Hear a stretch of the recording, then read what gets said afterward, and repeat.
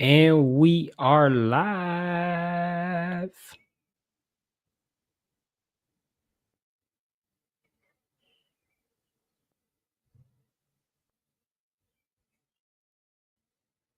We are live.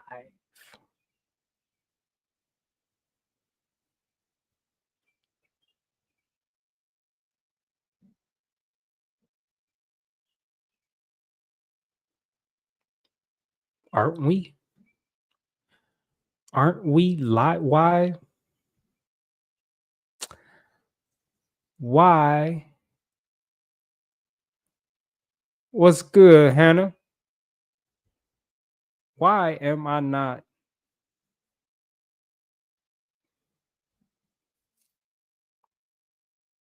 There we go.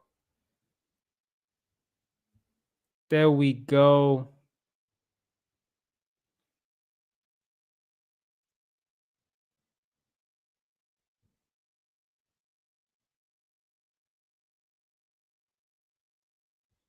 Hey, what's going on? Move, edit. It's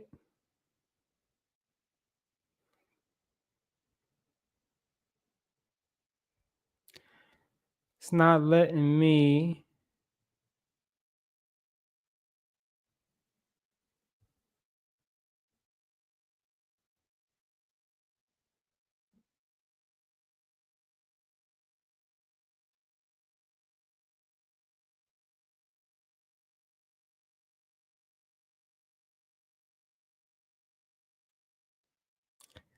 This is a new twist on things. Never had this issue before.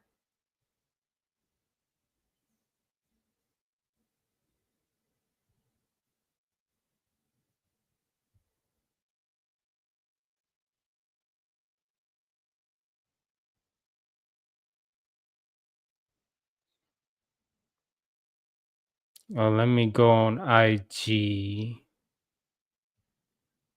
But what the fuck?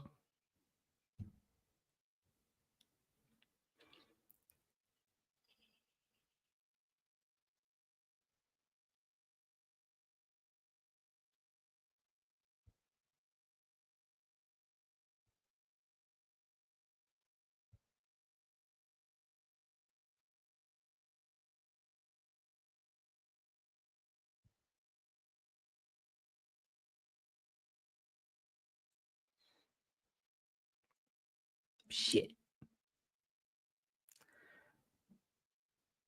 This is crazy.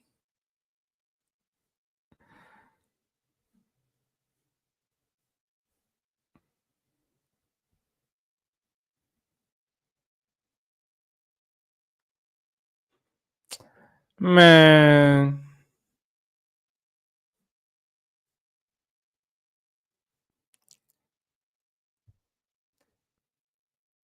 They fucking with my rhythm.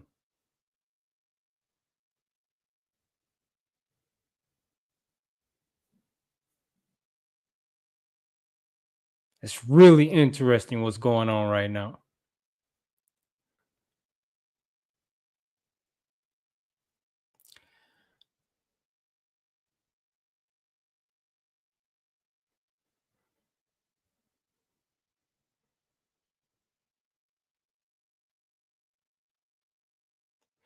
What's up, Ian?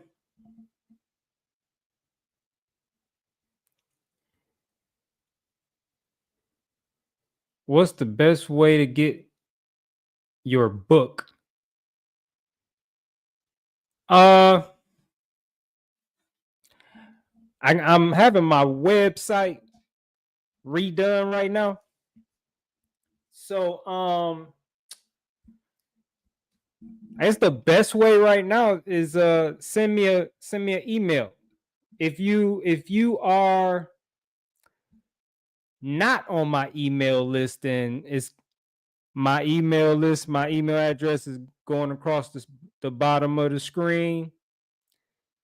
So you can get my email address. I'll add you to my list and then just send me an email saying you want the book. And I'll send you a link. that you can purchase the book. I only have a few left. I don't know how many, but I know it's less than 10. Um, and you're the second person to ask me about my book, like in the past few days. So yeah, um, that's the best way. Just send me an email and let me know you wanna get it, and then we'll go from there. What up, Zach? What up, Saya?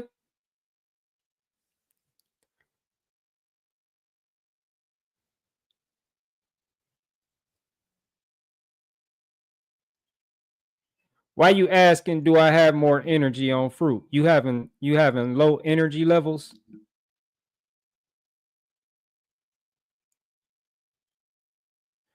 Yeah, I haven't sent out any emails in a while. It's been a while, and I was gonna send out one today, and I didn't. Shit just started. I don't know. Like nothing happened. It was just I started focusing on other things, and I just never got around to sending it out. So you having low energy levels. Yeah, man, fruit is the answer. Fruit is the answer to everything. It's the answer to everything.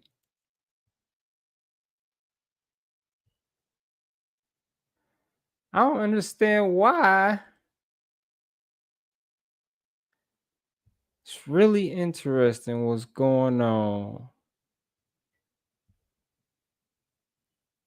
with my Facebook right now. Like it's not even showing that I'm live,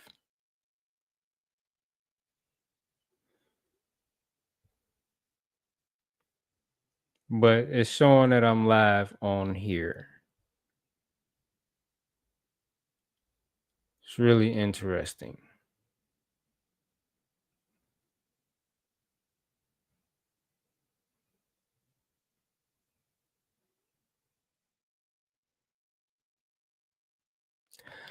I don't know. It is what it is. I ain't even going you saw I was live on Facebook. It's not showing me that. It's not showing me that.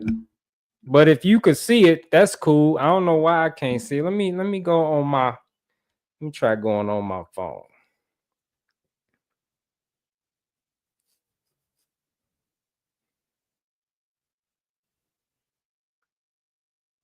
Okay, it's showing there. Let's see.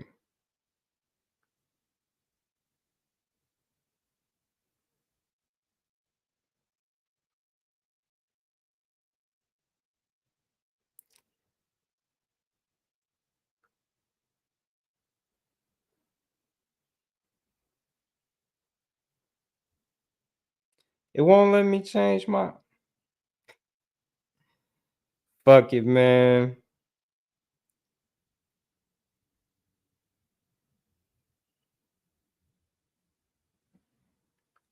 Won't let me change my audience. So I don't know what's going on. Like it won't let me make the live public, which is weird. I've never had that issue before.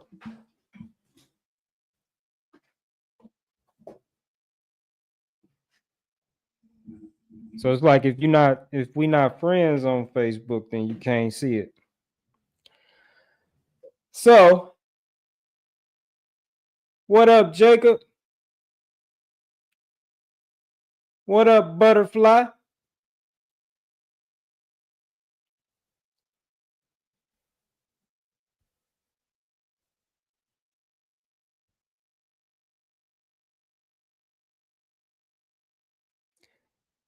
What's up, Angelina?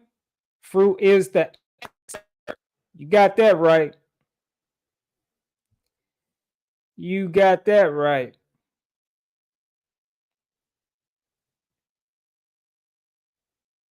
You get so much energy on fruit, you don't know what to do with yourself at first. Yeah, I've had moments like that. I still get moments like that.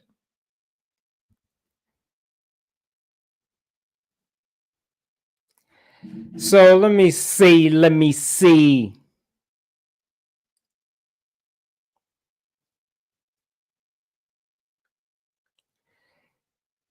I've been talking about a lot of different things today.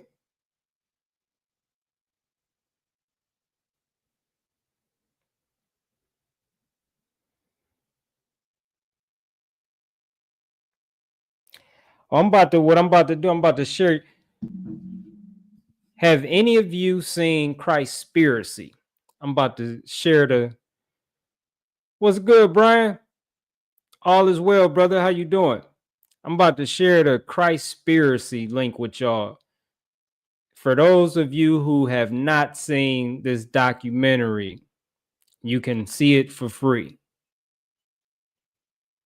And let me see. How do I do that? Give me a second.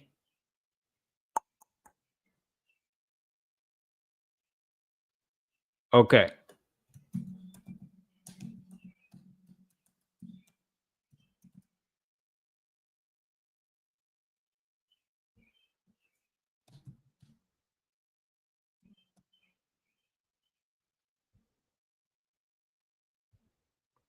Okay, there y'all go.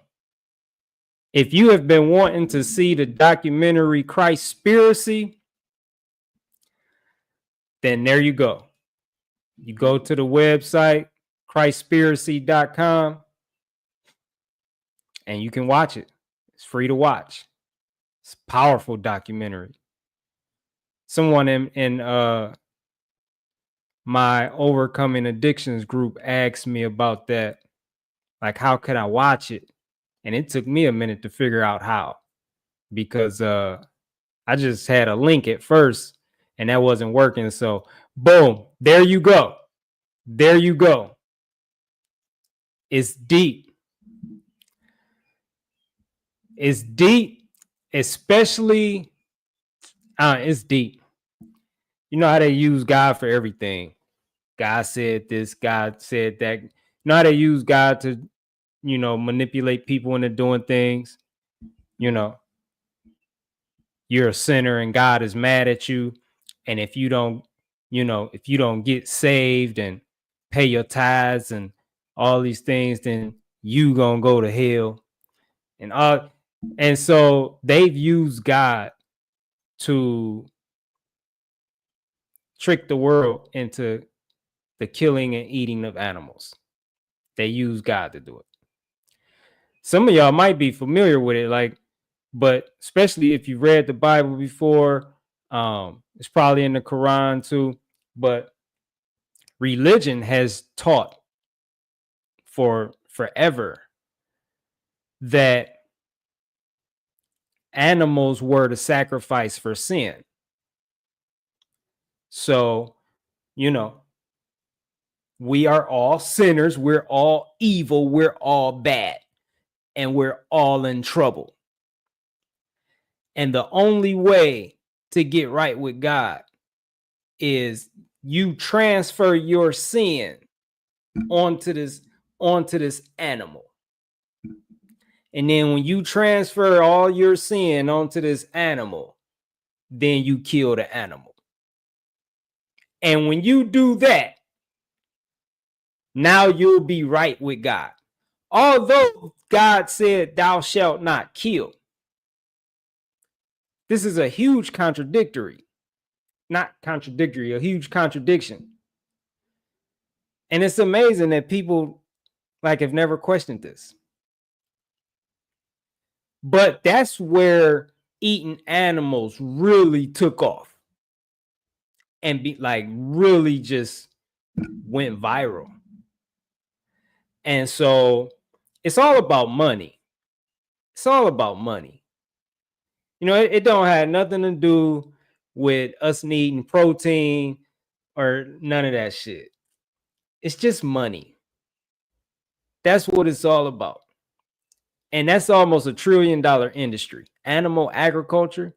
If you combine animal agriculture and what they call the dairy industry together, you're well over $1 trillion. TR, trillion. And so,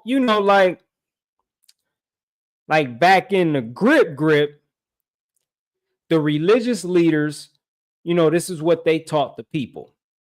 And the people just respected the religious leaders because they thought these religious people were special people, favored by God. They had greater authority with God. Like these people were like God's homeboys.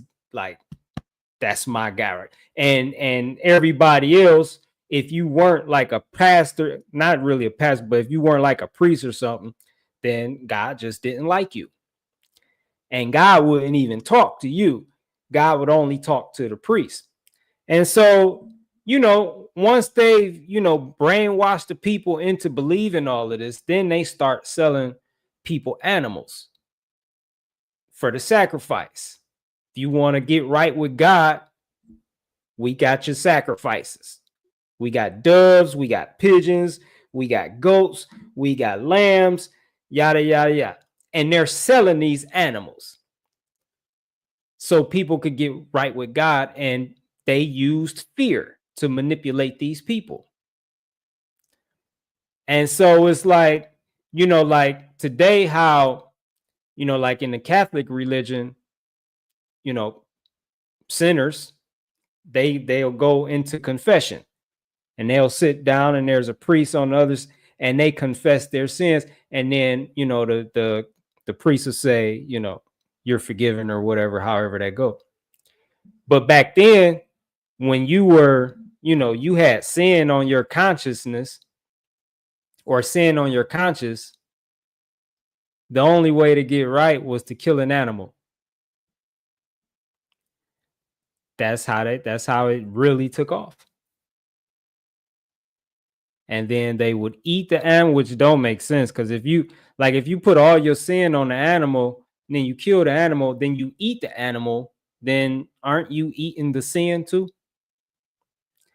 But this is just how it really, this is not how it got started, but this is just when it just really just kind of traveled all over the world and just became, what it is today. And eventually, though, that model wouldn't work anymore. So they had to come up with a different model.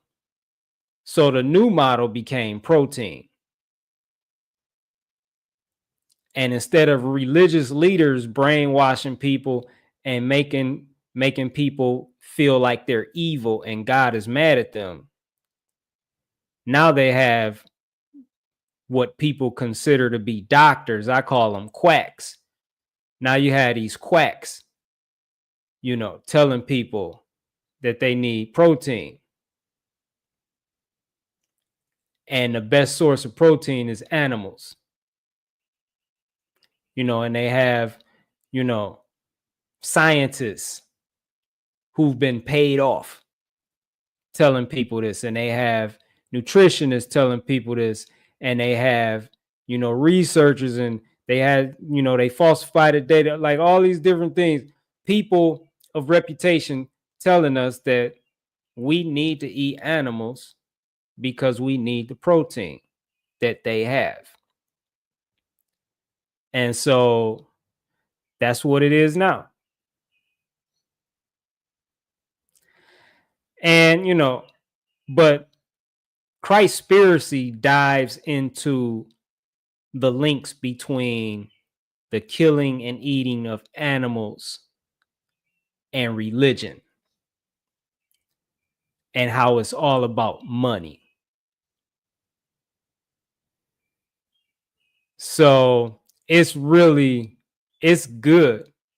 It made me think how, like, there's a story in the Bible where, they were all in the temple, which was supposed to be a place of worship. They're in the temple and you got vendors set up. They have like vending stations set up all throughout the temple where they're selling animals for sacrifice so these people could get right with God, so they could kill these animals and get right with God. It's set up right in the temple. And It's the only time in the Bible that I remember reading about Jesus getting mad. And Jesus was mad. And he threw them all out the temple. He turned their tables over. You know, they had little cages with different kind of birds and different things. All them doors flew open. All the sacrifices flew away. He flipped over all their money. Like, he was mad. He chased them all out of there. It's about money. That's it. And it's been working. They're killing over 90 billion animals every year because the demand is so high to eat animals. Because first, people thought they needed to kill and eat animals to be right with God. Now they're doing it because they think they need the protein. Like, it's so ingrained in our mentalities. Like, people don't believe they can live if they don't eat animals. And so, I've been proven every day for, over the past 2 years that you can live and thrive without eating animals. And you can live and thrive eating just fruit. I've been showing it every day. Every single day I've been showing it and proving it. So yeah, that's a good documentary, y'all. That's a good documentary. You gotta check it out. I'm gonna watch it again. I got it pulled up. I'm about to show y'all. I got it pulled up on my screen right now.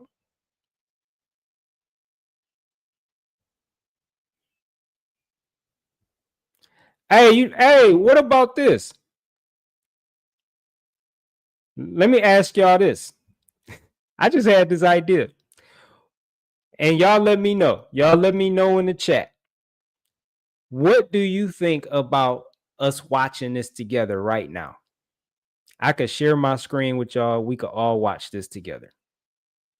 Let me know if y'all with that.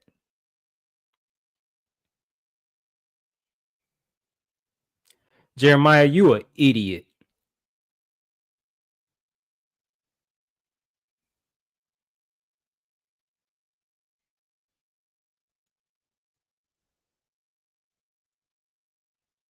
You just a brainwashed idiot.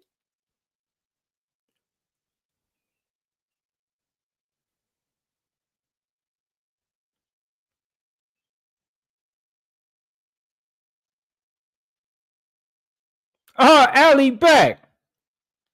Look at Allie in the building. That would be dope. Let's do it. Real community movie night. Okay, here we go. Here we go. Bye, Allie.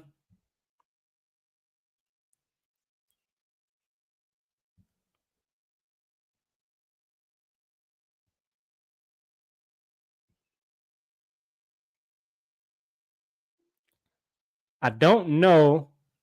All right, make sure y'all volume is turned up. Make sure your speakers are on. And you still got I still left you still got the site there if you want to watch it on your own.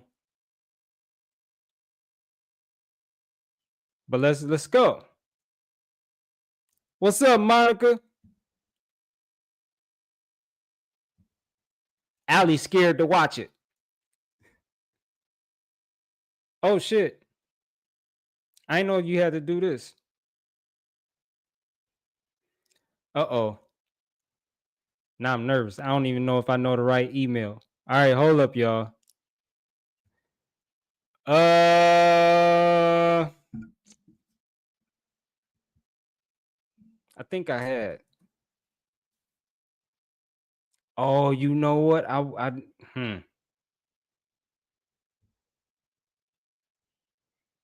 did have trouble with this. I may not be able to get in. I was trying to get in. Let me see. I was trying to get in. I don't know. I got something going on with my email. And I don't know. But I can't access the email that is sending the code to for me to get in.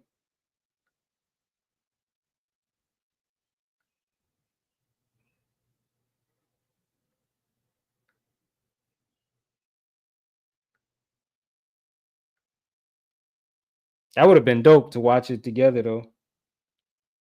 Let me see.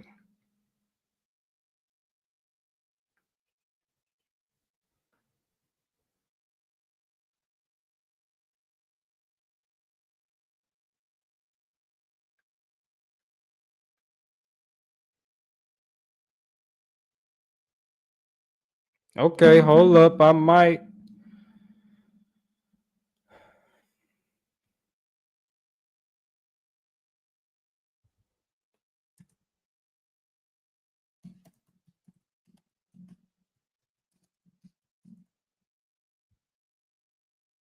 Shit.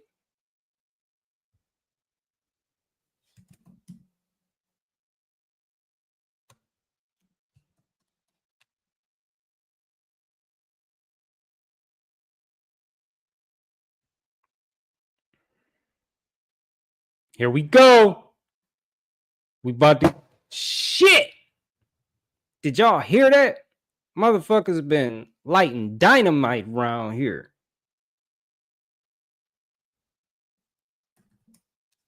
Is it a holiday or something?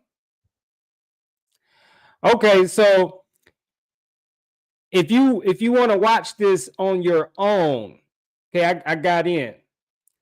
So if that's funny.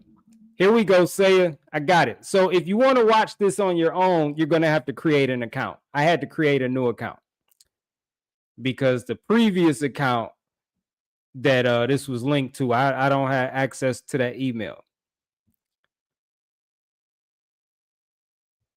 Wait, what did that just say? Okay. All right, here we go, y'all.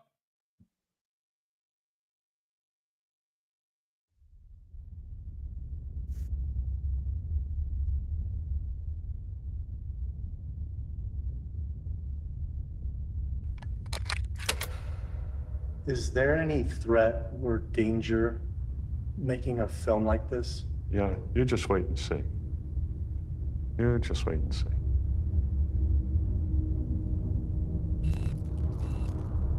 You have no idea of the far-reaching power of the church.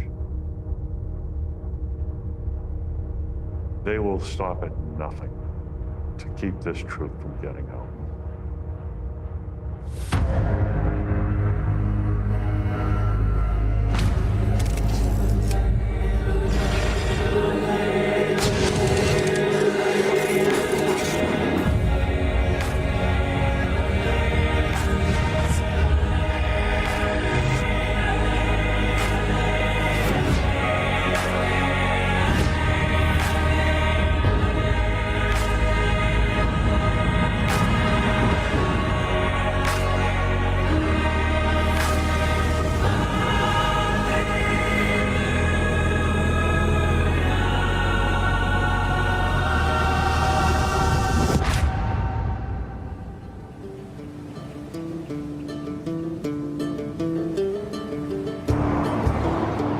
My name's Kip. I'm a filmmaker from now LA, and I thought I had it figured out.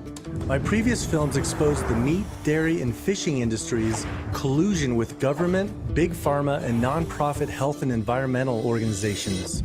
And let's just say they were a bit controversial. This controversial documentary, What the Health, have you seen it? It's filled with a lot of propaganda. Documentary Cowspiracy, shielded by leading environmental organizations. The Diabetes Association, they are funded by these meat and dairy organizations and these pharmaceutical companies. We just lump everything together. Why are we getting so off from the science? That is not scientific. I have an obligation to set the record straight so that people don't die.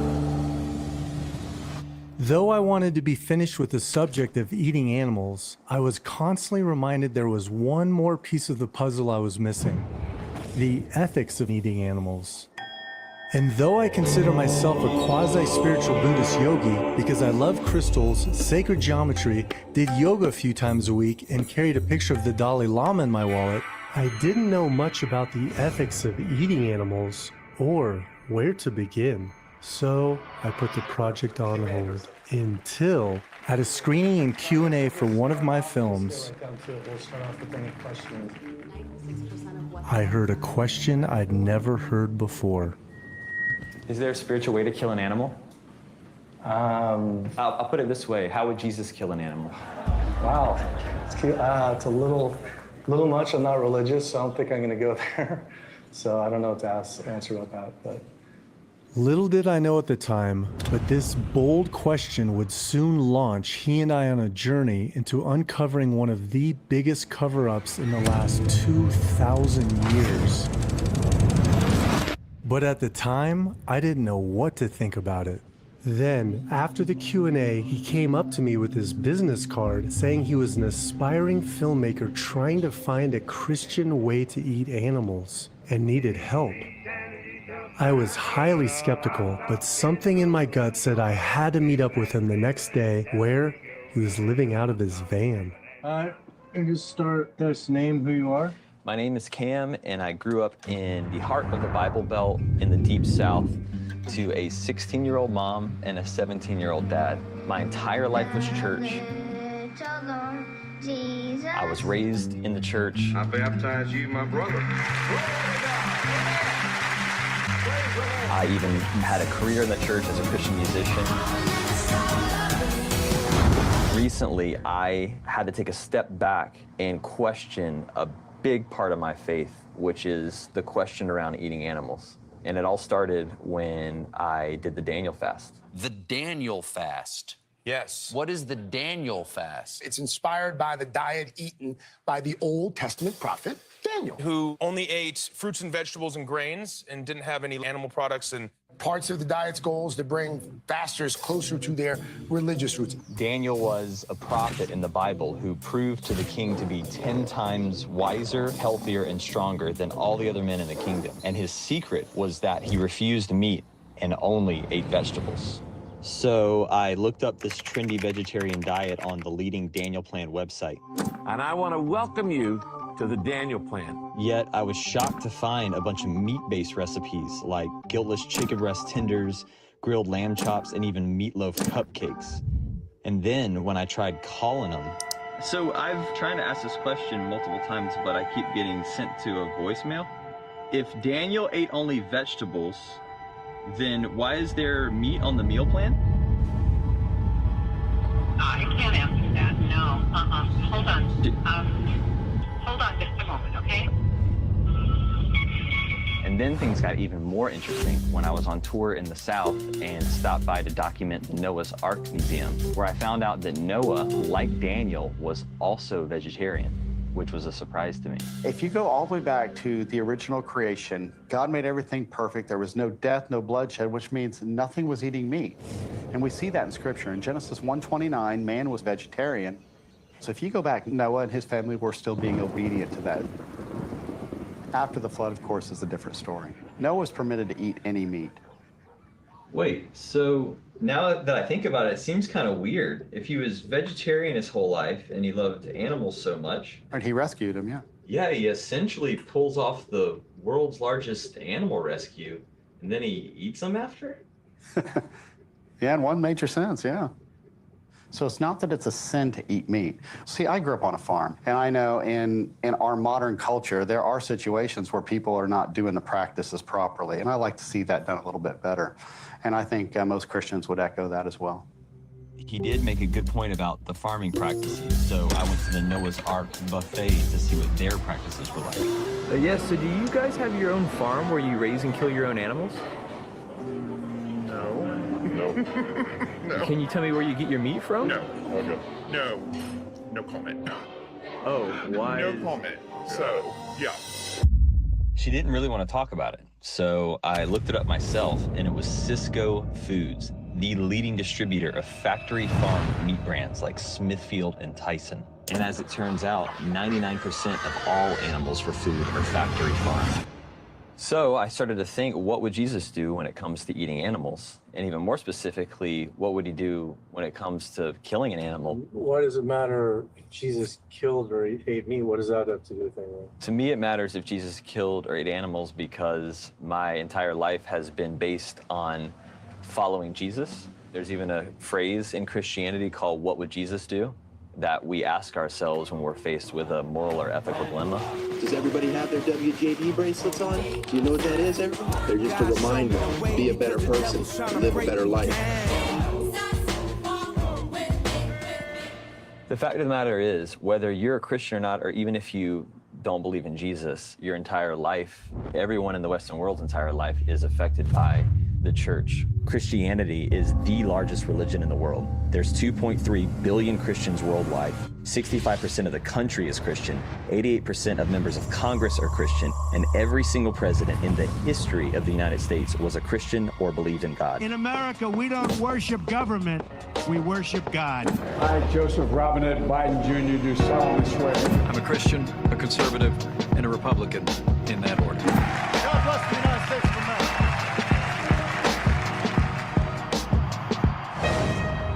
What does Christian values have to do with eating animals? All Christians kill and eat animals based off of the fact that we believe or have been taught that God commanded us to eat animals. So I wonder what would be the Christian or Christ-like way to kill an animal. My name is Cameron Waters, and I want to be baptized to express my love and commitment as a born-again Christian. We have a wonderful situation here. Brother Alan Smith, an ordained minister, and his grandson came to be baptized. Do you feel Jesus ate animals? Did Jesus eat animals? Certainly ate fish. I know that's not an animal, but he certainly would, if he were offered in this day and time a hamburger, he'd eat it. And when it comes to, say, killing an animal, what would Jesus do? That I have no idea. Interesting question. The possibility of him, of him saying, I can kill this animal, or let's do that again. That's not good. I don't think that my denying myself a filet mignon every once in a while is going to enhance the coming back of the kingdom of God. But you have to ask yourself, do animals have rights spiritually? And I think the bottom line is this: when Jesus came to die on the cross, he didn't come to die for cows and horses and pigs. He came to die for humans. All my pastors started pushing back, community leaders started pushing back on those questions, telling me that I shouldn't be going down that road. And eventually it caused me to have to really step back from my community, from my church, from my band, which was how I supported myself. So I left the church. Now I just live in my van and I'm trying to figure out this question, which is the reason why I asked it to you. Is there a Christian or spiritual way to ethically eat animals? I had no idea. Supposedly, one of the most spiritual leaders today was my hero, the Dalai Lama, who observes the first precept of Buddhism to not kill any sentient being. So, to get some perspective on the flip side of Cam's question, I decided to look at why the Dalai Lama chooses not to eat meat. What? The Dalai Lama eats meat? I was quite shocked to learn this and immediately reached out to him to see how it's possible to compassionately kill and eat animals. But he didn't respond. Maybe there was a spiritual way to eat animals. And since religions are essentially the non-profits of ethics, then perhaps this was the missing link to my previous films. So I reached out to Cam and told him I would help him find if there was a Christian way to kill and eat animals, if he would help me find if there were any other spiritual ways. Though when it came to Christianity, I had to admit, I wasn't even sure Jesus was even a real person, especially since he was always depicted as a white guy, even though he was from Nazareth in the Middle East. But Cam showed me a book by the leading historian of the time, Josephus, that does record Jesus' birth and crucifixion. And with that, we teamed up to find out first, what would Jesus do by going straight to the top, the Vatican? Where we are here at the Gregorian University is the oldest university associated with the Vatican. And this is my 4th year as dean. Did Jesus eat meat?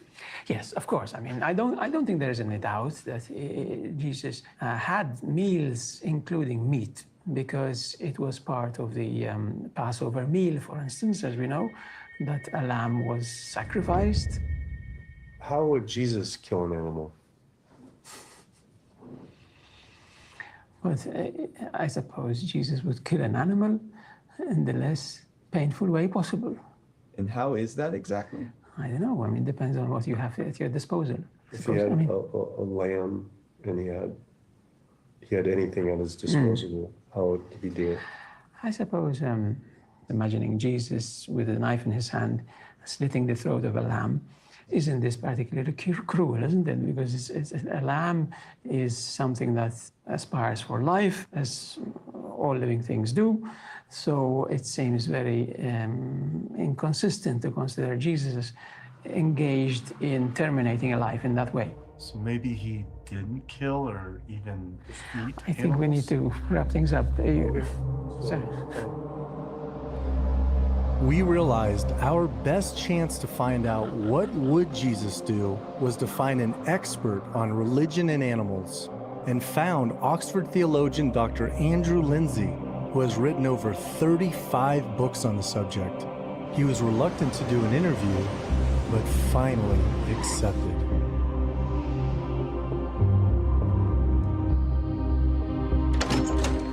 Am I a lamb to the slaughter? Excellent. Do come through. Why have you spent 50 years on religion and animals? Come and answer now. Yeah, what's impelled me to stay with the animal issue is that I believe religious people, and Christian people especially, have just lost the plot. Disrespecting the creature is disrespecting the creator. And what would Jesus do when I'm sorry, wait a moment. I thought I was sitting down. Sometimes people say, well, what did Jesus do for animals? Well, in fact, you only have to look at the incident of the cleansing of the temple. I mean, the temple was a place of enormous animal sacrifice. He goes in and he cleanses it of all those who buy and sell. It is written, my house shall be a house of prayer, and you have turned it into a den of thieves. And of course, it had momentous consequences. It was that act that precipitated, especially, if not exclusively, his trial and his execution. Wow. But what did that have to do with animals? Well, what were they buying and selling? Well, it's not chocolate. They're buying and selling animals for sacrifice.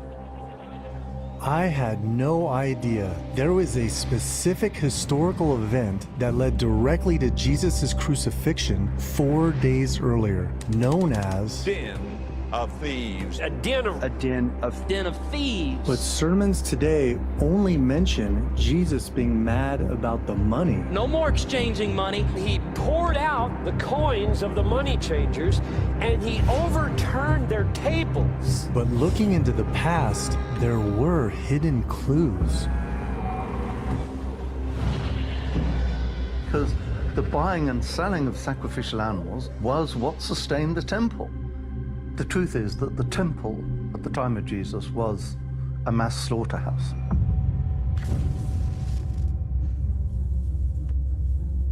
It was hard to believe one of the world's most sacred temples for all Western religions was a slaughterhouse. Yet historical records do show millions of animals being sacrificed and priests wading up to their knees in blood.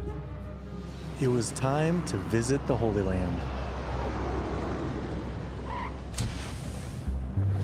Welcome to Jerusalem, the place where the history of the Abrahamic faiths all began. From here, we can see the southern wall of the Temple Mount. And that was the place that thousands of Israelites would come to bring their own particular offerings. During the temple tour, I stayed back while Cam snuck away to find any signs that the temple was a slaughterhouse. If it were true, there would have had to have been some sort of drainage system connected to the temple to flush out all the blood from killing animals. Cam could not find anything until he came across an informational sign and realized he had been walking through it. I'm in this massive drainage channel where scriptures say all the blood streamed out from the millions of animals being sacrificed in the temple above. We're talking rivers of blood. The entrails, the smell, the flies, it's a huge operation with thousands and thousands of animals.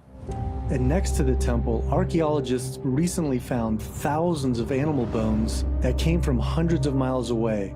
Jerusalem has no natural resources, and therefore certainly animal flesh was the major driver of the economy that was functioning at that time, no question. All of the sacrificed animals were barbecued on the altars and sold by priests for meat. Millions of animals are sacrificed in those walls, and it is something so trippy to be here on the Feast of Sacrifice with rivers of blood in the streets, where so many animals are being slaughtered, just like they were then. It's still happening today. And soon, the Temple Institute is planning to sacrifice a prophetic, perfect red cow to bring back the millions of Jewish animal sacrifices inside the temple. And this massive wall is just separating the Muslims from the Jewish people. You've got more walls separating the Christians in the back. What a trippy time to be alive. We wondered, how did this link between religion and killing animals even begin? We had to go back, way back to where this all began.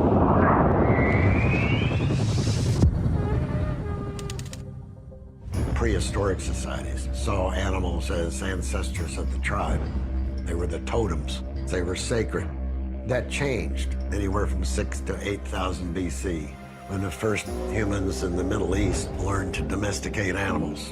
We controlled their breeding, their sex lives, we castrated the males, we separated the females. There's kind of a transition there where you had to be kind of careful because animals, they were still sacred. You couldn't just kill them outright. They had to say some guilt-reducing things to the animal that was about to be killed. I'm sorry to have to kill you, but the gods want me to do this. This is where animal sacrifice becomes a way to provide meat to the cities in a religious context and turn it from this being that might have been sacred, might have had power, turn it into food.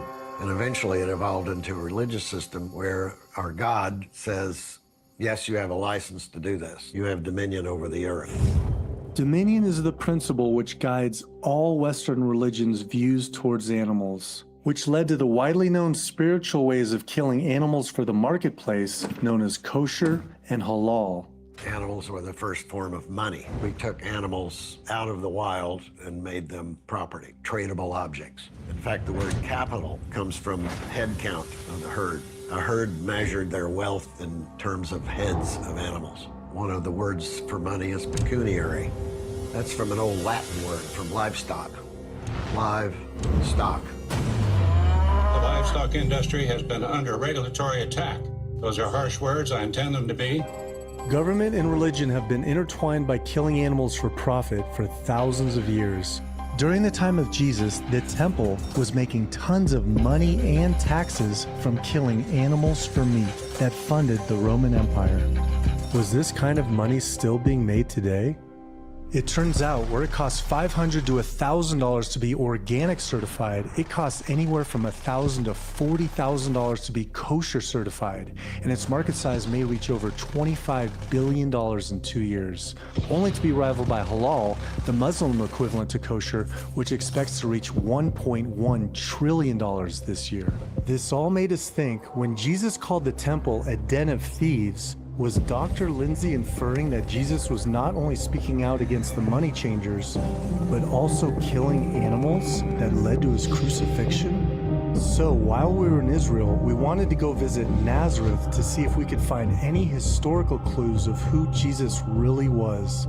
But when we looked up from Josephus where in Nazareth he lived, everything took another turn. Josephus records all 204 villages and cities in Galilee, and Nazareth, there's no Nazareth. What?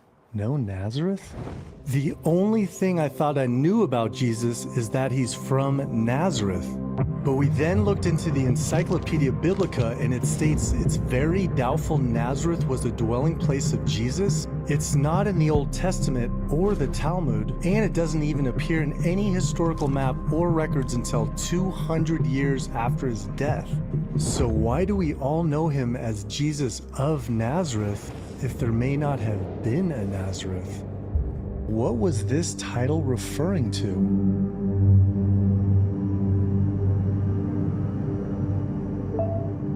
After we got back, we received an email from Dr. Lindsay saying the situation in general with the university was difficult. And around the same time, the subject of Christianity and eating animals was becoming a hot topic with pastors. That the reason God put animals on this planet is for humans to consume, kill, and eat. You can eat meat. It's not a sin. We basically just need to make sure that we're nice to people if they want to order a vegetarian option or whatever. Just humor them. It's a substitute for biblical morality. It becomes save the animals. Right. Okay, great. But if you're going to say it's because God wants us to, that's a doctrine of devils. That's right. But when we reached out to the bigger megachurches, everyone refused an interview. So it's January 19th, and this drone has been outside the window for about 6 of the last 10 nights, just hovering. What's going on? Ever since we began investigating this topic, I started seeing drones outside my window. February 24th. And feeling I was being watched and followed. It's been about 15 of the last 20 days now. There's a drone again. I don't know what's going on. As all this was happening, we wondered if Christianity had any ties with animal agriculture. It turns out several fast food chains like Chick-fil-A and In-N-Out Burger are openly Christian and even have secret Bible verses hidden in their packaging. And the president of Cam's church, the SBC, which is the largest Christian organization behind the Vatican, had ties to the founder of Chick-fil-A and Tyson Foods. We're about a $40 billion company.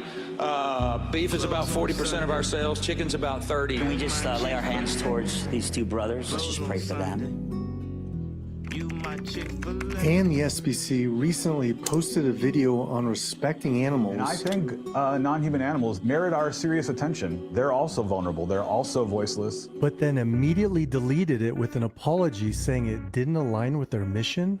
Then, when the same producer made a video on what would Jesus eat, the world's biggest factory farm lobby group, the Animal Agriculture Alliance, retaliated with a book called What Would Jesus Really Eat on their homepage. So did you pull down the video on animal ethics because you received funding from Tyson Foods, or you have close ties to the industry or dining? There's no connection. There's no corporate connection. I mean, there's no pressure to do it. It's just, this is, we're following our mission, you know? So. And the mission is? The mission is to help equip Christians to live, to apply the gospel to moral and ethical issues. I think I have to take this. So. It's very clear throughout the scripture that humans have a higher place in God's hierarchy than animals. Furthermore, God has given human beings a mandate to rule. People often say, but Andrew, human beings are made in the image of God and they're given dominion. And God said, let them have dominion over the fish of the sea and over the birds of the heavens and over the livestock. Dominion is power to control or dispose of at your discretion. Because God has given us dominion over the earth and over all the beasts of the earth. They're ours to do it as we see fit. Yet, researching Dominion's original translation, we were surprised to learn that Dominion actually means to serve in stewardship for others, as God does over us or as parents do with their children. So the word that's been used is stewardship. being the leader, the guide, the superintendent in a responsible way. Dominion simply means that we have a responsibility to look after the created order. In other words, we are the servant species, not the master species. The true translation of dominion reminded me of compassion for others in Buddhism, reflected in the first precept to not kill any sentient being, which is why it was difficult to understand how the Dalai Lama could eat meat. So we found some Buddhist monks to talk to, including a professor of animal law. There is no Buddhist way to kill an animal and eat an animal. Buddhists wouldn't do that. The Buddha at the time was very critical of animal sacrifice in India. The Buddha therefore urged compassion towards all sentient beings. Part of the vows is to not kill, period. If we've had previous lives, all the living beings that we see today at some point have taken care of us. You're killing your mother. If I'm out in the woods, I'm in the Death Valley or something, and there's a rabbit that shows up and I haven't eaten for 3 days, 7 days, 2 weeks, I will not be able to actually throw a stick, a pebble at the rabbit to kill it in order for me to sustain my life. I can't. I will die. That's what the Buddha teaches. So the vow to not kill means a Buddhist can never eat animals? No, I cannot say never. Buying and killing is not the same thing. No? No, there isn't killing. There's not killing? There isn't. As far as Buddhism is concerned, it's not. In the 21st century, we know that all animals that are served up and bought at supermarkets are killed for the specific purpose of eating, for being consumed. Therefore, the question becomes, does the person incur the karma of some participation in that industrial killing machine by consuming the food? The answer is probably some degree of yes, but because karma is intention, and this person has not had the intention to kill, but the intention to consume an animal that has already been killed, the karmic weight of the eating of the meat is very different. It's lighter. For example, if someone invites me to a meal and they serve chicken or some meat, then I will eat it. Well, as an example, I'm staying with some friends of mine in San Francisco, and they had 2 sausages that they were going to put in pasta. And he asked me to cut the skin off the sausage. So anyway, I cut the skin off the sausages and had dinner with them. Couldn't this pig have been one of your parents from a past life? It couldn't have been, it was. And you still ate it? I ate this, it was really good too. But...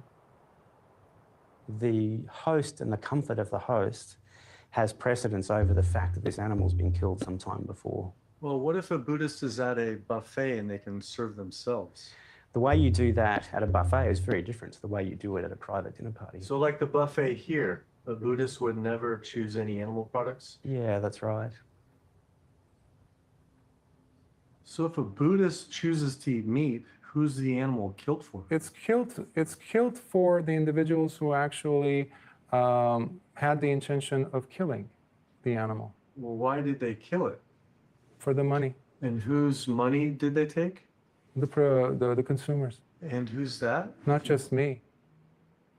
It seemed in today's times, the subtleties and interpretations of the first precepts were difficult to navigate. So we wanted to go back to the root of Buddhism and speak to one of the highest ranking Buddhist monks, the Karmapa. How does a Buddhist compassionately kill or eat animals? There is no Buddhist way to kill compassionately, because we view all sentient beings as being like our father and mother.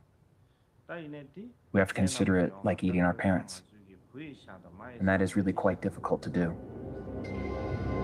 We learned another reason it was difficult for Buddhists to eat meat is because during Buddha's time, Hindu Brahmins were sacrificing animals like priests were during Jesus' time.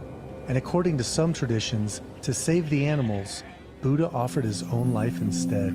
It was surprising to learn Hindu Brahmins were ever killing animals, because Hinduism is known as a vegetarian religion whose god Krishna reveres cows as sacred and holy. So on our quest to find a spiritual way to kill an animal, we never thought to look into Hinduism for the answer. Until... Now, this is a big breaking news that is coming in. The government has decided to ban the slaughter of cattle across the country. Modi government's decision to ban the slaughter has sparked a widespread outrage. It's all begun with activists protesting to shut down Nepal's Gandamai festival, the world's largest animal sacrifice. We couldn't understand. How are they banning slaughtering cows in India if we thought they didn't kill their holy cows? We found a local animal activist to explain what was going on. There are more cows killed here than anywhere else in the world, and no one knows it. It's our country's biggest conspiracy. It is very dangerous, but you have to help us make this in the national news. The cow, which is revered in India, is now smuggled across the border, trafficked from India by the alleged illegal beef mafia. These illegal beef smugglers terrorize our society, our people. We will track the story very closely. Many thanks for joining us here. Disturbing news, the cow mafia has struck again, targeting animal rights activists. The mafia has targeted the cow protectors in Bengaluru. When we arrived, Altop had tracked a cow smuggling truck seemingly headed for the Gandamai animal sacrifice. A cow mafia truck has been identified, headed for the border. Estimated cargo, 70 cows. Waiting for a confirmation returning to the police.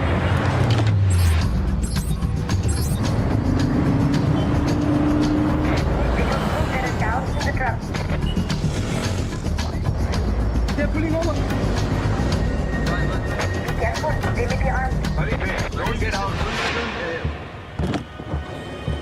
This is super illegal.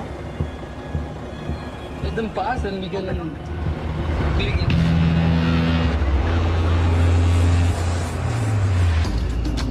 He's stepping back to the border. Watch it now. Get down, get down. It is. Go. Left.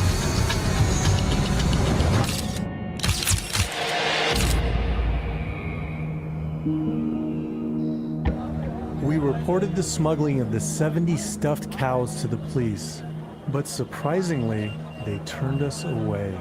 India border is famous for smuggling arms, explosives, drugs, and most of all, cattle. All of it is done with the complicity of the police and border security forces. In the meantime, we had to figure out where all these smuggled cows were coming from.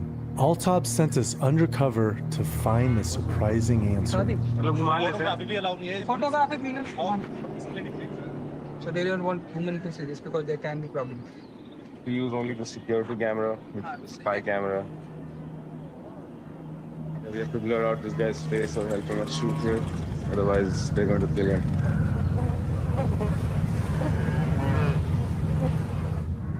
Even though this was actually better than most dairy farms in the West, there were still many similarities.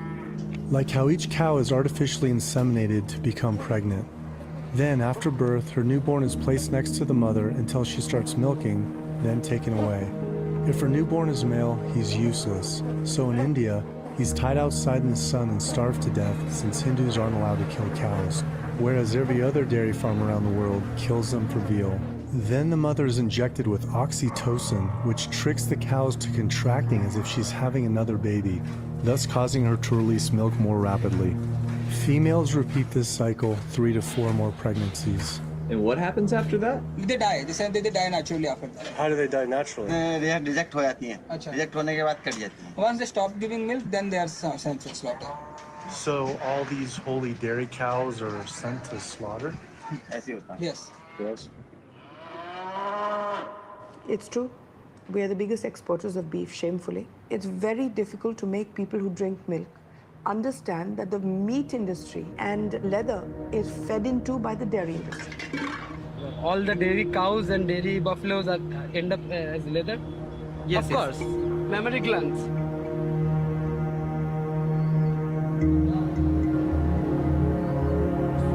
Shit! Leather is made killing lots of people. The poorest of the poor work in them because they're paid almost nothing. They stand in chemicals the whole day, curing the leather. And most of them have not only skin diseases, but cancer of every kind. And all the leather chemicals are thrown into the rivers.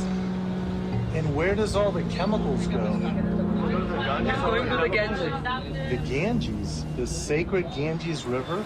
Isn't that bad? No. Ganges are very big. And what is the spiritual community doing about this? Just increasing it, increasing the export.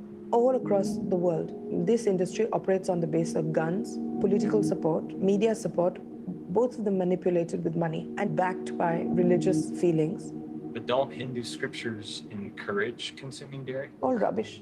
Many scriptures have been really tampered with. Verses have been inserted, parts have been deleted because man wanted to use the scripture for his own convenience. And it wasn't just Hindu scripts whose texts were being brought into question. Altab told us, Islam wants you to protect the environment. God says in the Quran that I have made human the guardian of the planet. Altab told us that Islamic scripture states that the Prophet Muhammad was appalled with the ills of Meccan society at the time, including the sacrifice of animals made to idols. This drove him out of the city where he entered the cave of Hira, which is where he received the first revelation of the Quran from the angel Gabriel.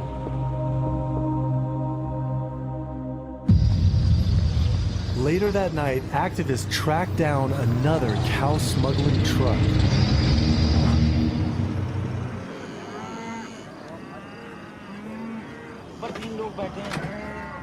This time, the cows were rescued and sent to a sanctuary.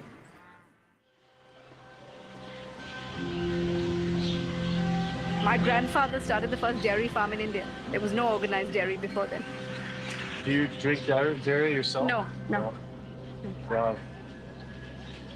Because it's unnecessary. It doesn't do anything for us and it's cruel.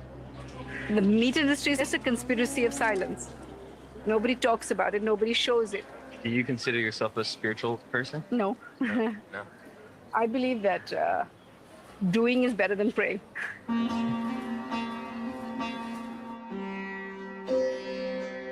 Before leaving India, we gave one final attempt to interview the Dalai Lama.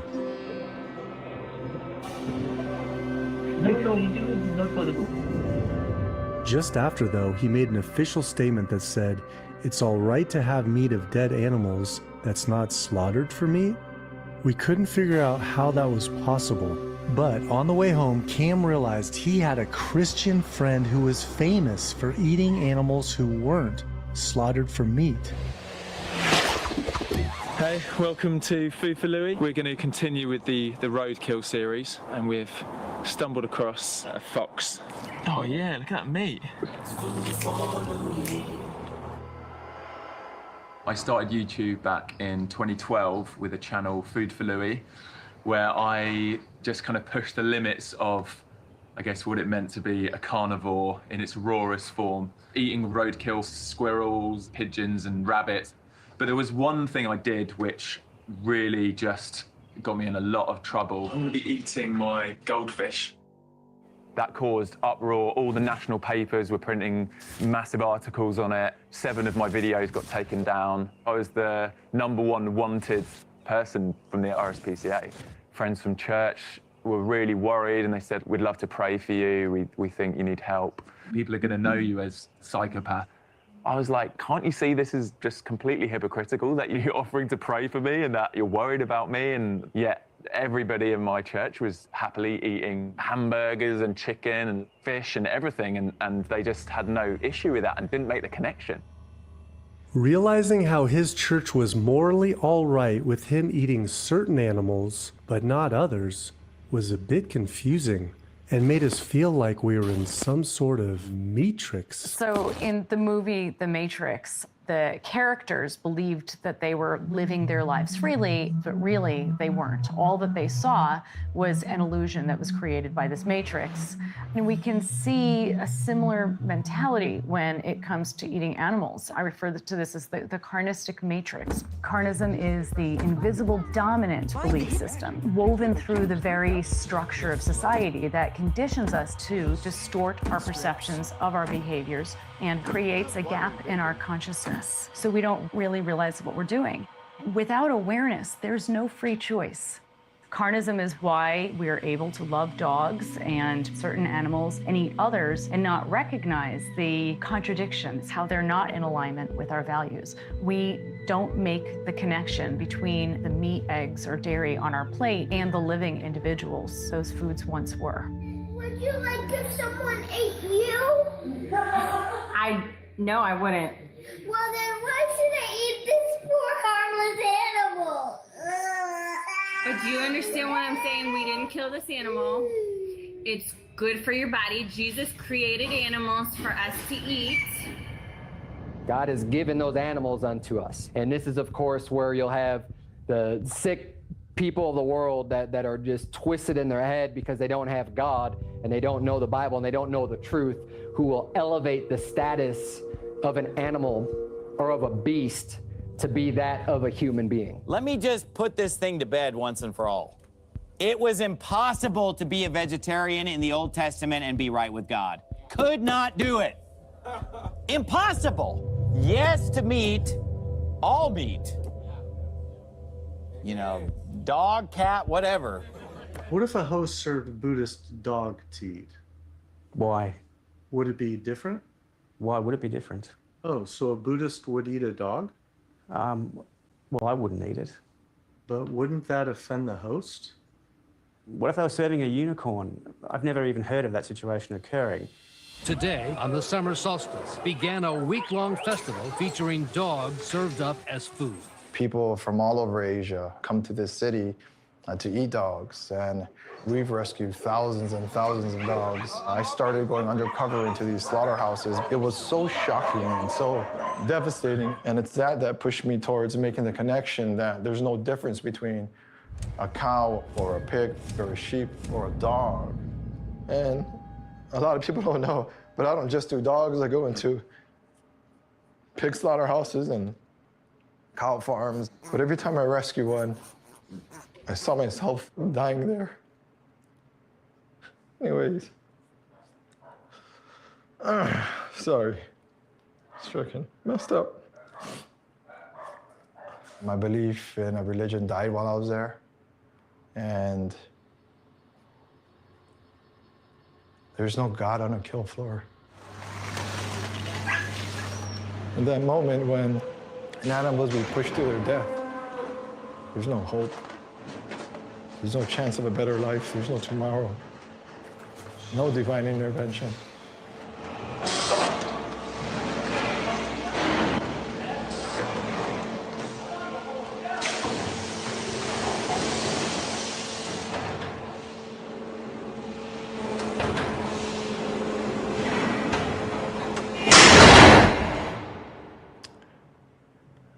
I don't know what I am now, but definitely not religious. I think we're living through like the modern day Holocaust. I think that's atrocity of the 21st century, eating animals, so.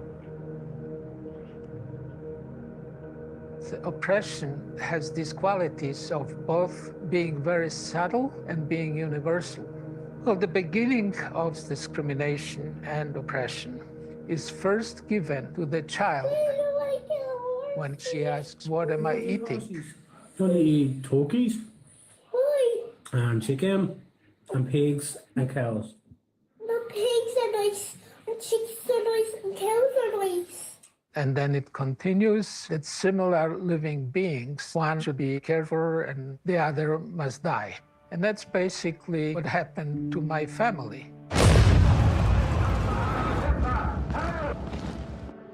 After the war, eventually I went to work for an environmental consulting firm at the slaughterhouse.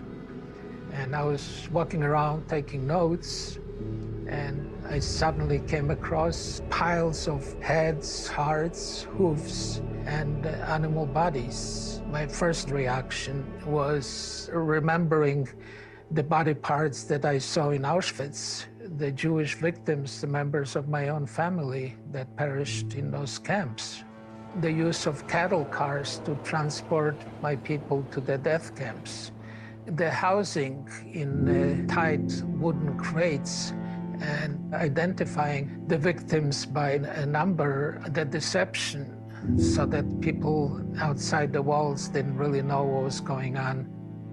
The famous Nobel laureate Isaac Bashevis Singer said that for the animals, all men are Nazis, and for the animals, life is an eternal Treblinka. It felt uncomfortable to compare the Holocaust to killing animals. But Alex told us that the word Holocaust originally referred to a Jewish animal sacrifice barbecued on the altar, a common practice from the temple that Jesus called the Den of Thieves, which developed into the system of spiritually raising and killing animals for food, known as kosher. We realized we had to visit a kosher farm to see if perhaps this was the spiritual way to raise and kill animals. But interestingly, every farm turned us down for a visit. So we linked up with an Israeli undercover activist who got us into what she called one of the best kosher farms around. It wasn't what we expected. Something is wrong with them. It's a lot of suffering with tumors, with pus from their eyes. The rabbi will explain you that he's kosher, that we can all eat him because it doesn't affect nothing. They just waiting to the slaughter. In age 1 year old, they still babies. So this is all their life. They're just sitting on the shit. A lot of disease, sick. See what they're doing.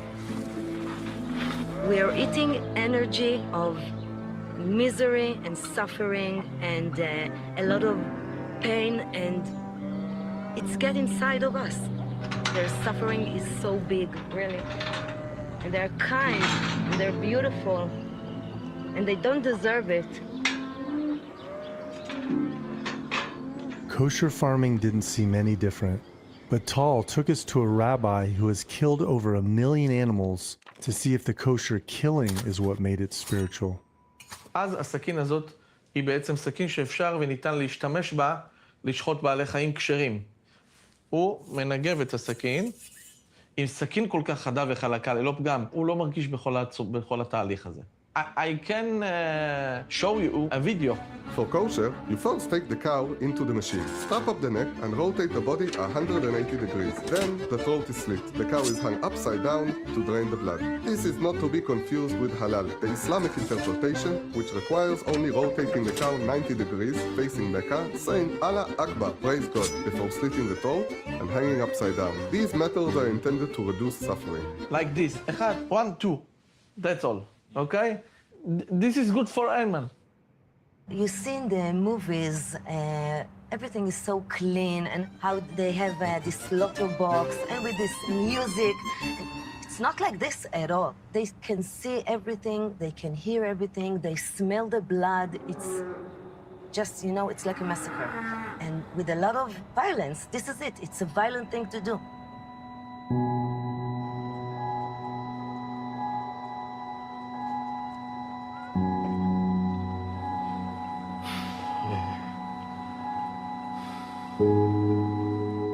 When I just got a flashback,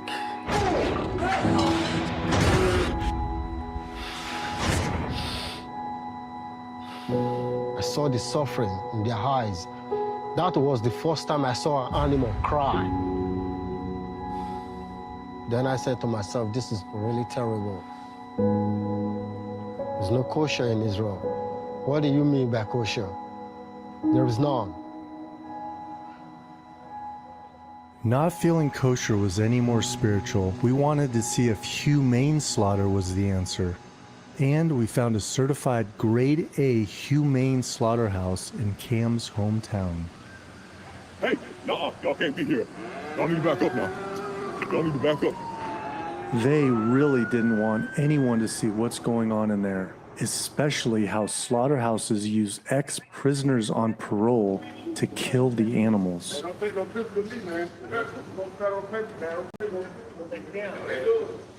They kill at least about 2,000 to 3,000 cows a day. That's a lot of killing, a lot of blood going on. 80 hours a week, might even work more. It's really mentally disturbing. Sometimes you can have nightmares, just dreaming about slaughtering and all that, and it's always possibilities that you might just snap. 85% of them been in prison. It's just really a bad idea for a person that's been locked up for a long time. And you carry knives and blood everywhere, killing cows or being around it. And these workers have the highest rates of worker injuries and among the highest rates of suicide and drug addiction and alcoholism and spousal abuse. And so they go back after work and take out on others or on themselves the frustrations and misery that they're inflicting on other living beings. What if all the killing's too much and you just can't do it? To give you a job, you have no choice but to work it. You have to do what they tell you to do, and if you don't, they send you back. Back where? Get sent back to prison. We found out that many slaughterhouse workers are either prisoners on parole or immigrants that are forced to work under these conditions for as low as 93 cents per day, which makes this essentially slave labor with PTSD.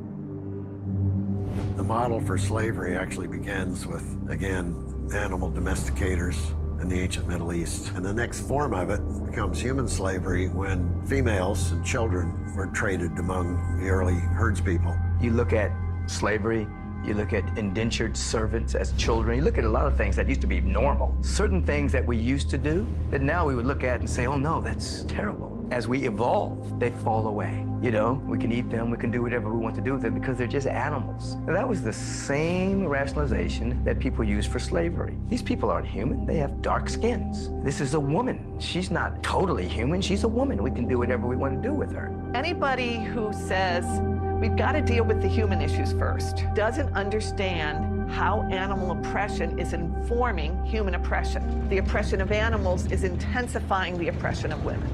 In objectification, we no longer are in possession of our own bodies. And we see that in meat eating. We say chicken wings, not a chicken's wing.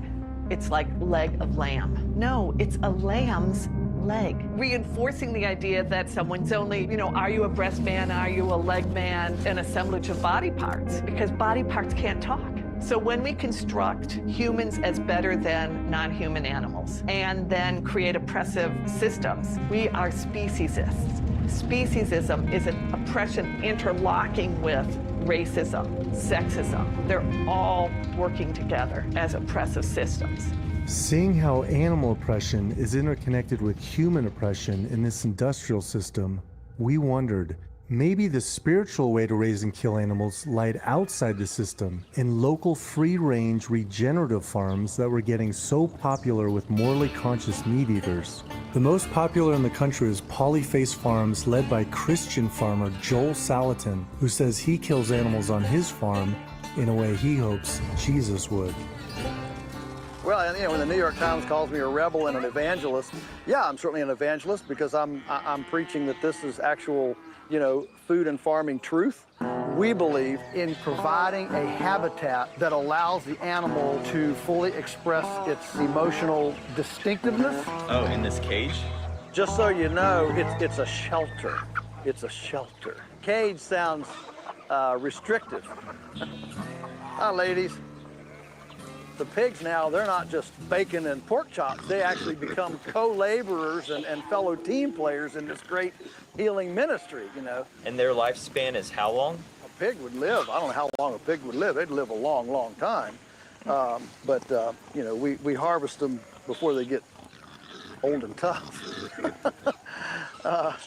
When is old and tough? 6 months. How are you, pig? Oh, it's just a good life, isn't it? Yeah, it's just a good life. How do you think Jesus would kill an animal? Yeah, well, I certainly would hope that he would kill an animal the way we do. We call this the Wheel of Fortune. We put them in head first here, you know, hug, if you will, you know, makes them quiet. And then we slit their throat here. And then this is the automatic feather picker. We pull the heads off and the feet off, and then they go into these chill vats. So from kill to chill, it goes right along. Are the pigs slaughtered here as well? Pigs, cows, goats, sheep all have to go to a slaughterhouse. So the chickens are.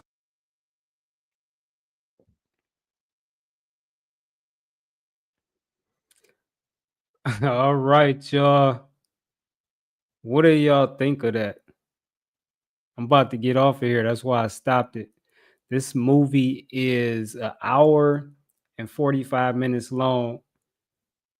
And how much did we watch? We watched like 56 minutes. So it's still got over an hour. over an hour left. So when what was I about to say? What are y'all thoughts on that?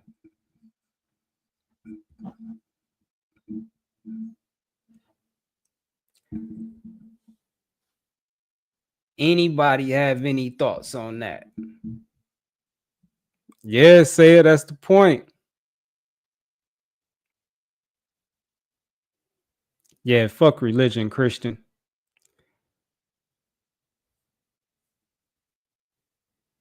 It is fucked up though, right? Shit crazy.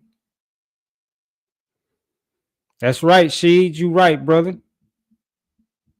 Salute to you, Angelina.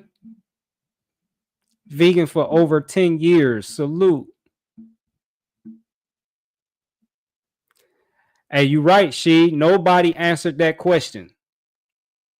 How would Jesus kill an animal? Nobody answered that question.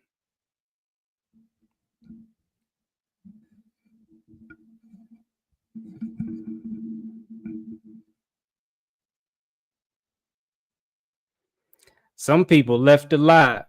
Allie left. Her new boyfriend left. Allie said she couldn't take it.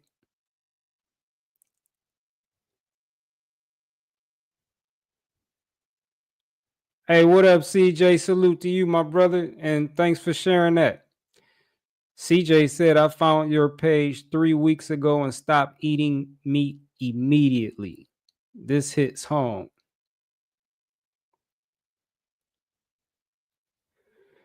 Yeah, it is hard. I mean, it's supposed to be hard to watch. That's the whole point.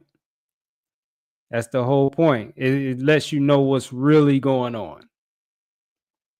Lets you know what's really going on. You know, you watch stuff like this. Like if you wanted to stop eating animals and you struggling, watch these documentaries. Watch what's really going on behind the scenes. That'll I didn't do that. I wasn't even aware of stuff like this, but so I didn't learn about this until after I was already eating fruit. But seeing this, and I watch things like this a lot. I watch things a lot worse than this. But it just kind of all ensures that I never go back. And like I don't struggle or anything, you know, to like not eat animals, but when you watch stuff like this like regularly, you will never struggle. So if you're struggling to not eat animals, like this stuff could be hard to watch, but it will keep you from eating animals. That's why I post, especially on Facebook, on Instagram, I post these videos all the time. Say it, no. Like I'm always posting these videos. I started posting them on YouTube too. People don't, like most people don't know what's going on behind the scenes. And so, you know, if you still choose to eat animals after seeing what's going on behind the scenes, then that's on you. I don't share this stuff to try to make anyone stop eating animals or to eat the way that's not why I share it. I just share it because nobody else is sharing it. In terms of the people who are telling you that you need to eat animals, the people who are telling you you need to drink cow's milk, they're not showing you the truth. So I'm just putting the truth out there. That's why I do it. And what you do with it, that's on you. I don't care what you do with it. I don't care if people eat animals. You know, I'm not going to eat an animal. I feel just like the dude that said if he was out, you know, like stranded or whatever, and, you know, 2 weeks, 3 weeks had gone by and he hadn't had nothing to eat and a rabbit came up to him, he could not kill that rabbit to sustain his own life. He would rather die. And that's where I'm at. So, but yeah, hey, you welcome, Saya. Yeah, you got to talk about the leather too. I'm getting away from that. I've been getting away from that. You know, like I just bought, I don't know how many pair of shoes, and none of them, as far as I know, none of them were made of leather. But see, what is leather though? We got to stop calling it leather too. It's cow skin. So everything, you know, if it's in your car, you know, like that's like a premium feature for the car to, you know, have leather seats. Those are not leather seats. That's the skin of a cow. That's what people are sitting on. Those are the skins of cows. You know, like the most popular like tennis shoes are made, they're not made of leather. You're wearing the skins of cows on your feet. That there's no such thing of leather. They just changed the name of it to make it more appealing. There's no such thing of leather. That's the skin of a cow. That used to be a cow. Or, you know, part of a cow. So when you just, as your eyes open to the truth and you call things what they really are, I don't want no skin of no animal nowhere in this house. The chair that I'll go with the fake leather all day. Like the chair I'm sitting on is like some type of fake leather. I'll do that all day. Fake leather shoes, what they call that, but you know, but like, and this is something that, you know, that my eyes have just recently been being open to. That there's no such thing of leather. That's the skin of a cow on your feet, on your back, that you're sitting on. Shit crazy. So yeah, I've been getting away from the leather too.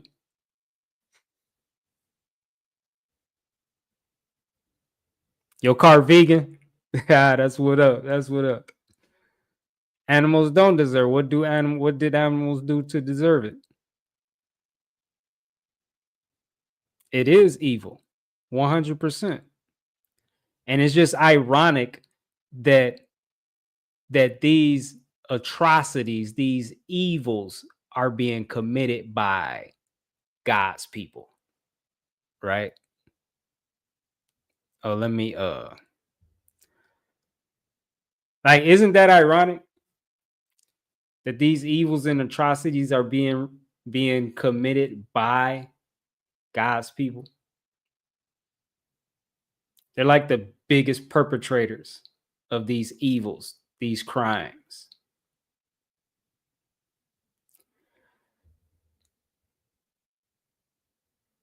Stopped in 2013 eating anything with eyes. Salute to you. Salute to you.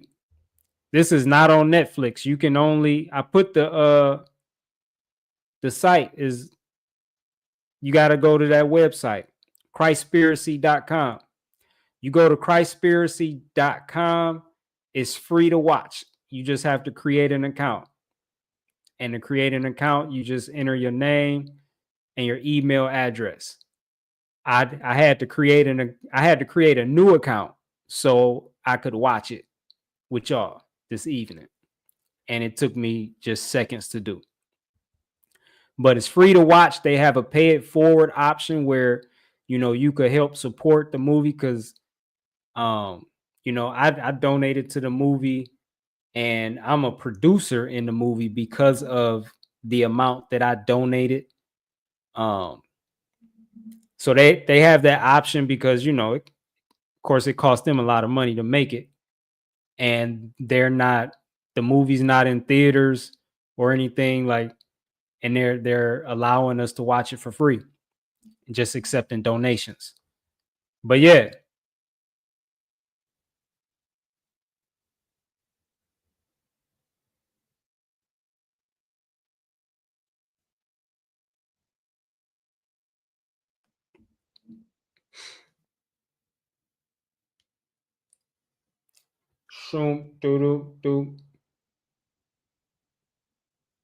Man, what the fuck, man?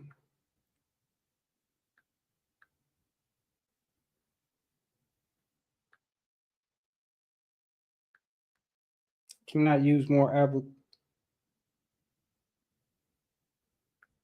The fuck does that mean?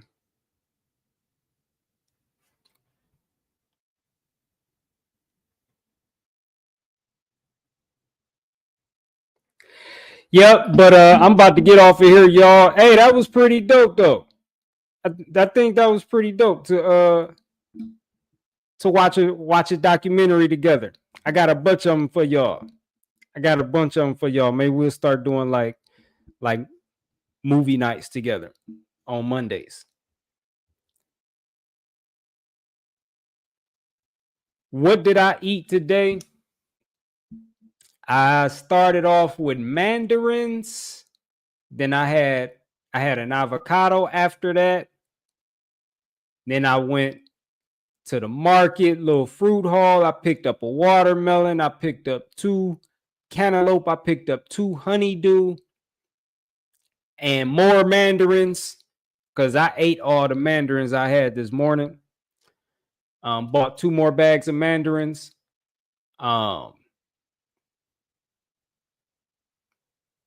I've been eating a lot of watermelon since I got it. So just eating a lot of watermelon. I ate another avocado. Avocado,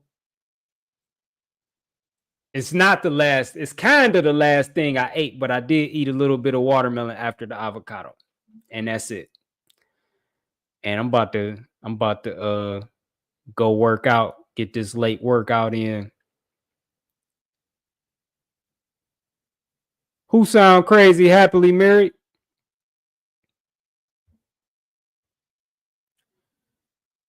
She is rising. 7 years vegan so far. Salute, brother.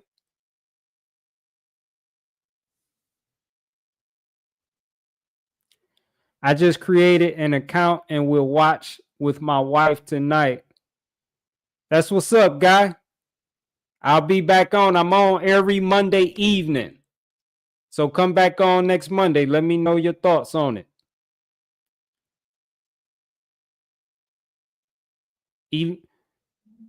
Take it easy, 1111. I don't know how to say your first name. But have a good night, brother. It makes eating animal. That's right. It do, don't it, Angelina?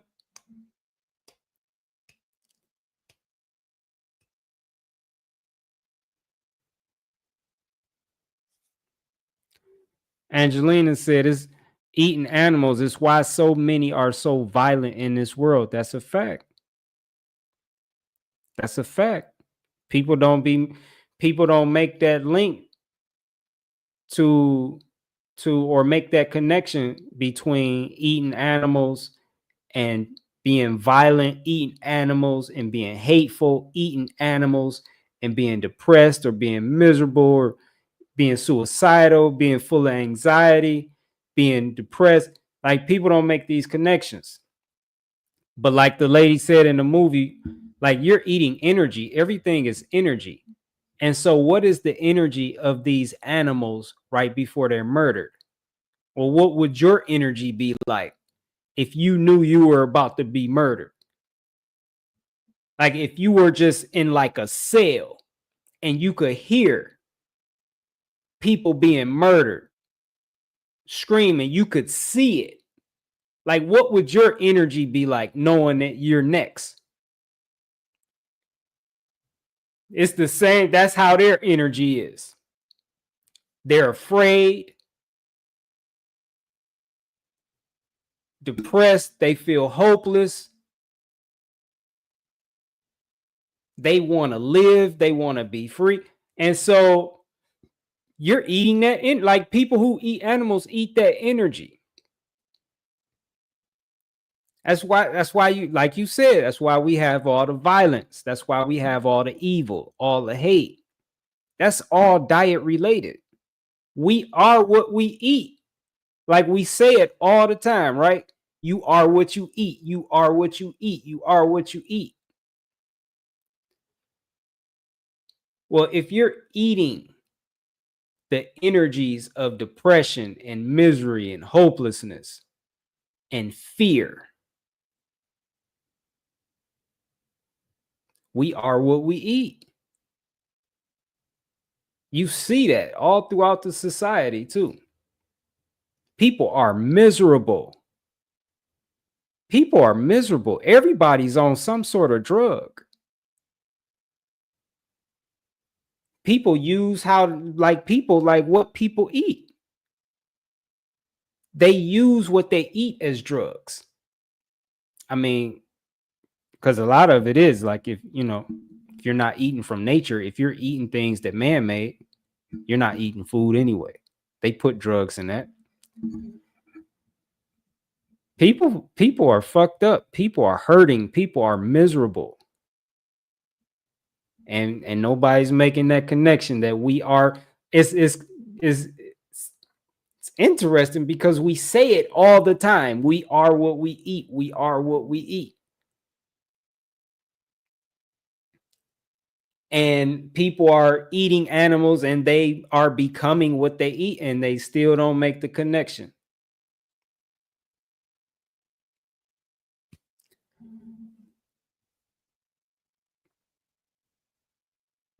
Australia in the building. Cheers, cheers.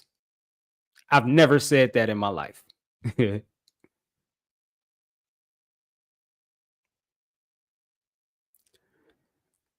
But yeah, hey.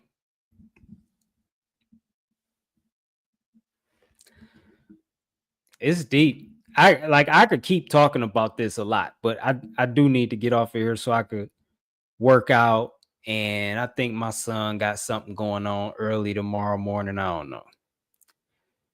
But yeah, I gotta get this workout in, y'all. It's almost tomorrow. Eating raw roadkill is insane. Yeah, he did take a bite out of that. What was it? A fox. He took a bite right out of that. He just ripped the skin apart and just took a bite right out of that dead fox that he just picked up on the side of the road. But like on some real shit though, that's healthier than what people buy out the grocery store. Because if you think about it, that fox lived their entire life in their natural habitat. That fox lived his or her entire life being free, eating their natural diet, being outside, being happy. You know what I mean? The animals that people eat that are in the store, they spend their whole lives indoors. They're just being raised to be killed. They're being abused. They're being tortured. They're heavily vaccinated. They're heavily drugged up. They're pumped full of antibiotics, fungicides. They're not even eating their natural diet. What they're eating is GMO. They're not even eating real food. So I actually made a post about this on Facebook, but eating raw roadkill would actually be healthier than eating all that shit that's in the grocery store. Now, it depends too, how long that animal's been dead. Like that in a documentary, that fox don't look like it had been dead that long at all. It looked like it had just got hit by a car. I actually seen that having at this job I used to work at. I used to work at this factory, and the guy, the supervisor, was in the hunting. So one day, I'm at work and I don't even remember why, but I think I seen the door open or something. I don't know, but I went and looked outside, and the supervisor had a deer behind the building, behind the factory. And so what had happened was this deer had gotten hit by a car and was dead. It had just happened. Like, I don't know how long the deer was out. I don't even think the deer was out there for an hour. And this is what he did because he knew exactly what to do. So I'm out there watching him, and I said something. I don't remember what I asked him. This was a long time ago. But he told me that he called the police and let them know that because you have to get permission to have the animal, or the body or whatever. He called the police, told them the deer just got hit. Can I have it? And they said, yeah, you can have it. So he drugged the deer behind the building, and I'm standing out there watching him. And he was feeling guilty about it and just start explaining to me that the animal's already dead. Like, I'm not doing anything wrong. And I wasn't out there. He just felt guilty and just felt like he needed to explain to me why he was about to cut this deer open. And like for me, I just wanted to see it because I had never seen nothing like that before.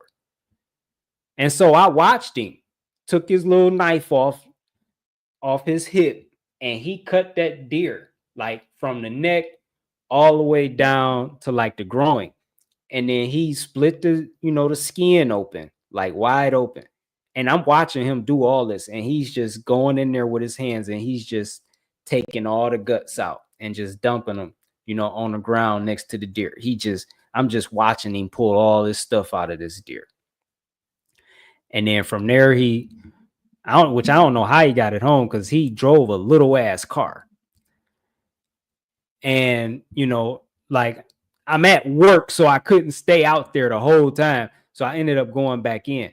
But I mean, what he told me is from there, he would take it to the butcher, and the butcher would cut it all up, cut the body all up into pieces, and, like what they call it, freeze packet or whatever they call it, how they, so he could freeze it and keep it in the freezer. And yeah. So like I seen that done before, but he didn't eat any of it raw like the dude in the documentary did. He didn't do that. Like he didn't just take a bite out of the flesh. But yeah, and to add to the fact that the roadkill is actually healthier than what's bought in the grocery store, it's raw. Anything raw is going to be healthier than anything cooked. Because when you cook, whatever you cook, it destroys the nutrients in it. Whatever we eat, we're supposed to eat it in its raw, natural state. So if you could eat roadkill, hey, more power to you. But if you eat animals,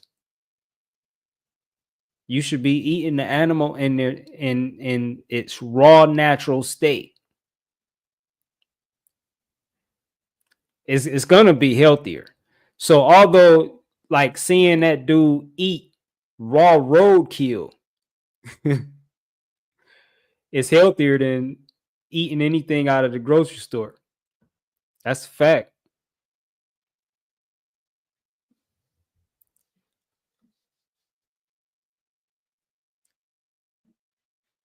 Good night, Saya.